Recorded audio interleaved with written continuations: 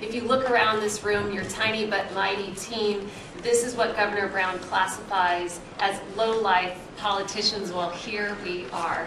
You've heard about the problems, you've heard about the statistics, and I could have thought of a million things to say to you. I have a stack of 3,000 emails in my office. These are the emails that have come in, thank yous, people supporting what we're doing, and I have a tiny little stack of less than 50 where people are very upset with what we're doing in San Diego. How is the wall going? It's going. We're getting built, right? They wanted it so badly, San Diego, they wanted it so badly. And I said, you know, if we build it, we will lose a big constituency because there won't be anybody saying we want the wall. But we had to build it. So I know they're very happy about it. Well, I'd like to share with you a story because sometimes humanizing the issue is really important, and the family reached out to me.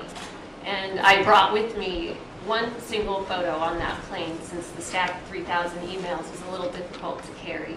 But that photo was the last photo taken of 27-year-old Alexander Mason, who was gunned down by an illegal immigrant who had previously been deported. Now, as his family picks up the pieces of their lives that have been shattered, his killer lives openly and freely in a Tijuana motel. Now, it's really interesting what's happening in San Diego with our borders, because we've created a situation where Governor Brown makes San Diego a great place to commit a crime because you have options. You can either be across the border in a matter of minutes and shielded by Mexico, or you have the option of simply staying put, shielded by Governor Moonbeam. So there are options, but there are real consequences for what's happening. And my heart just broke talking to Mr. Mazin about his son.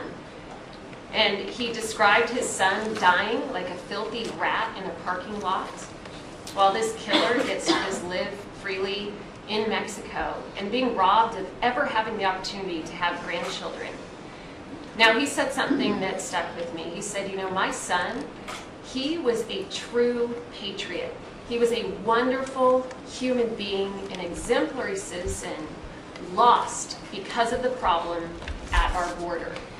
So this case and so many others, these are the faces. This is what we're fighting for.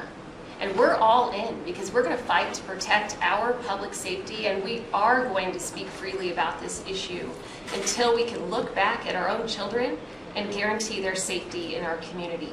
Thank you for your advocacy. Well, thank you very much. And you find Mexico helps or it does nothing for us? Mexico does not help with cases like this because it will take years. Mexico does nothing for us. Yeah.